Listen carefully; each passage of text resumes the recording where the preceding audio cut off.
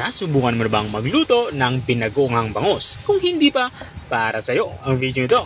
Dahil dito ay magluluto tayo ng binagoongang bangus. Simulan na natin ating pagluluto. Kumuha na nga ako dito ng kawali at pinainit ko to. At nang uminit na, nilagyan ko ito ng mantika. Nang uminit na nga yung mantika, piprituhin muna natin itong ating bangus. Bali, binabad ko na ito sa asin para may lasa na. Gumamit nga ako dito ng pansipit para siguradong hindi magdikit-dikit itong ating pinipritong bangus. Ang gagawin lang natin dito ay piprituhin natin to hanggang sa matusta itong kabilang side. At kapag natusta ito katulad ng nakikita nyo ay babalik lang natin ito para yung kabilang side naman yung maprito. Ang gusto natin ma-achieve dito ay mag-golden brown yung magkabilang side ng ating pinipritong bangus katulad ng nakikita nyo.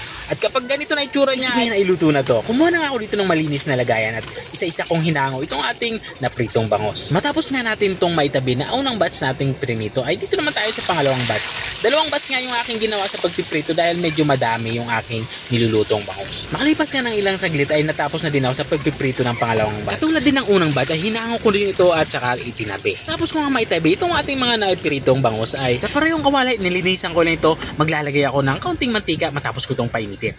At kapag uminit na yung mantika, magsisimula na tayo mag-isa. Unang iniligay ko itong ating sibuyas. Gagawin lang natin dito ay papalabasin natin yung aroma nitong ating iniligay ng sibuyas. Tapos kung mailagay yung sibuyas, isinunod ko na din itong ating bawang. Katulad din sa sibuyas ay papalabasin din natin yung aroma nitong ating iniligay na bawang. At sa pag-iisa nga hindi mawawala itong ating kamatis. Kaya naglagay na din ako dito ng kamatis. Ang ginawa ko lang sa kamatis ay hiniwa ko lang ito ng maninipis saka maliliit. At para mabawasan yung lasa ng ating nilulutong ulam, naglagay ako dito ng kaunting luya. Tuloy-tuloy lang tayo sa pag-iisa hanggang sa lumambot yung ating mga sangkap ng gisa. Katulad ng nakikita nyo. At kapag ganito na itsura niya, dito naman sa parte ito ay maglalagay na tayo ng bagoong. Gisadong bagoong nga yung aking ginagamit dito. Ito yung mga nabibili na sa supermarket. Pero pwede kayong gumamit dito ng bagoong na fresh. Yung nabibili sa palengke. Igisa nyo din ito para mabawasan yung lansa. At kung nanonood ka pa rin hanggang dito sa parte ng aking video, ibig sabihin ay nag-e-enjoy ka sa aking niluluto. Baka pwede mo naman i-comment kung taga saan ka para alam ko kung hanggang saan umabot ang aking video.